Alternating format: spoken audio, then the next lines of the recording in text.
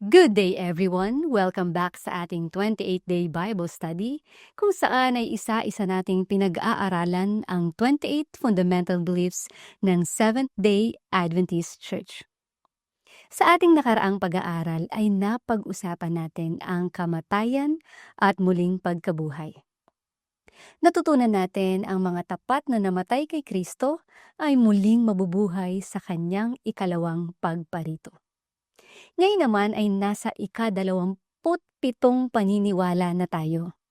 Ang paniniwala sa milenyo at ang wakas ng kasalanan. May tanong ako sa inyo. Naisip mo na ba kung kailan tuluyang mawawala ang kasalanan? Kailan matatapos ang sakit? Kailan matatapos ang pagdurusa? Kailan mawawala ang kasamaan sa mundong ito? Ang magandang balita ay may malinaw na sagot ang Biblia. Hindi habang buhay ang kasalanan, hindi habang buhay ang luha, hindi habang buhay ang kamatayan. May itinakdang panahon ng Diyos kung kailan tuluyan niyang wawakasan ang lahat ng ito. Una, ano ang milenyo? Ang salitang milenyo ay mula sa salitang nangangahulugang 1,000 taon. Ang pangunahing paglalarawan nito ay matatagpuan sa pahayag 20. Ayon sa Biblia, pagkatapos ng ikalawang pagparito ni Jesus, magsisimula ang isang panahon ng 1,000 taon kung saan ang mga naligtas ay makakasama ni Kristo sa langit. Sabi sa pahayag 24, sila'y nabuhay at nagharing kasama ni Kristo sa loob ng 1,000 taon. Ito ay panahon ng kapayapaan at kagalakan kasama ang Panginoon.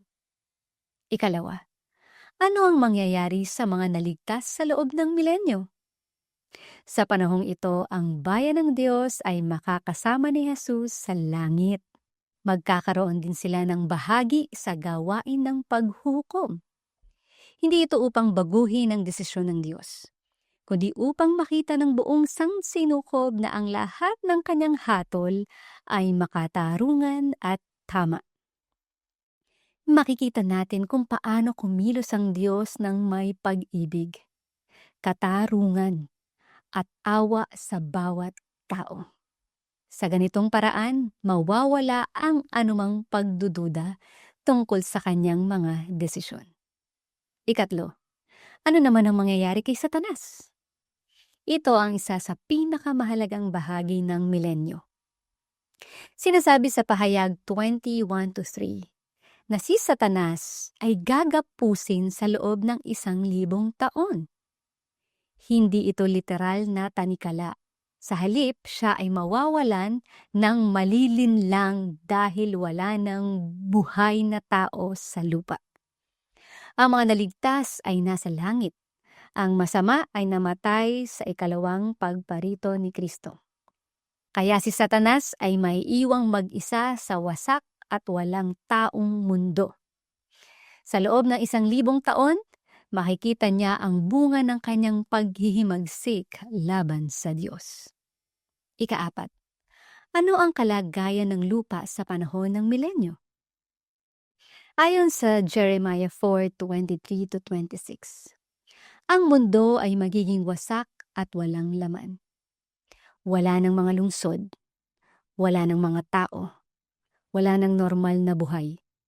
Ito ay magiging tahimik na saksi sa resulta ng kasalanan. Ipinapakita nito kung gaano kalaki ang pinsalang idinulot ng pagre-rebelde laban sa Diyos. Ikalima, ano ang mangyayari pagkatapos ng 1,000 taon? Pagkatapos ng milenyo, bababa mula sa langit ang banal na lungsod, ang bagong Jerusalem. Sinasabi sa pahayag 21:2, nakita ko ang banal na lungsod, ang bagong Jerusalem, na bumababa mula sa langit. Sa panahong ito ay bubuhayin ang masasamang namatay. Ito ang ikalawang pagkabuhay na muli. Muling titipunin ni Satanas ang lahat ng tumanggi sa Diyos upang lusubin ang banal na lungsod. Ngunit hindi sila magtatagumpay. Ika-6, paano tuluyang magwawakas ang kasalanan? Ito ang pinakahihintay na bahagi ng plano ng kaligtasan. Sinasabi sa pahayag 29, at buwaba ang apoy mula sa Diyos mula sa langit at tinupok sila. Dito magaganap ang huling paghatol. Tuluyang mawawala si Satanas, ang kasalanan at lahat ng kasamaan. Hindi na muling babangon pa ang kasalanan. Sinasabi sa Nahum 1:9, ang kapighatian ay hindi na babangon sa ikalawang pagkakataon. Napakagandang pangako nito. Hindi na magkakaroon muli ng sakit. Hindi na magkakaroon muli ng digmaan. Hindi na magkakaroon muli ng kamatayan. At ika-7, ano ang kahulugan nito para sa atin ngayon? Ang doktrinang ito ay nagbibigay sa atin ng pag-asa. Kapag nakikita natin ang kasamaan sa paligid natin, maaari tayong panghinaan ng loob. Ngunit ipinapaalala ng Diyos na may katapusan ang lahat ng ito. May araw na ibabalik niya ang katarungan. May araw na papahirin niya ang bawat luha. May araw na gagawin niyang bago ang lahat ng bagay. Kaya ano ang ating paniniwalaan ngayon?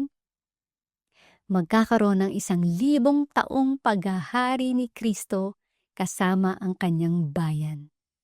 Ang mga naligtas ay makakasama niya sa langit sa panahon ng milenyo. Si Satanas ay mawawala ng malilinlang sa loob ng 1,000 taon. Pagkatapos ng milenyo ay magkakaroon ng huling paghuhukom. Tuluyang mawawala ang kasalanan at si Satanas. At maghahari ang Diyos magpakailanman sa isang malinis at banal na sansinukob. Mga kaibigan, kapag tinitingnan natin ang mundo ngayon, madaling mawala ng pag-asa. Maraming sakit, maraming luha, maraming kawalan ng katarungan. Ngunit tandaan natin na hindi ito ang katapusan ng kwento. May Diyos na may kontrol sa kasaysayan. May Diyos na tutupad sa kanyang mga pangako. At may Diyos na magwawakas sa kasalanan magpakailanman. Kaya huwag kang mawala ng pag-asa. Ano man ang iyong pinagdaraanan ngayon, darating ang araw na papalitan ito ng walang hanggang kagalakan sa piling ni Jesus. Maraming salamat sa pagsama sa ating pag-aaral. Muli ako si Mary Mi na nagpapaalala. Mary Mi mang hindi magandang pangyayari sa ating buhay.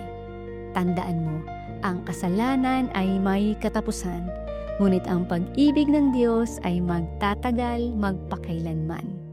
Kaya, manatili tayong tapat kay Jesus habang hinihintay natin ang maluwalhating araw ng kanyang walang hanggang kaharian.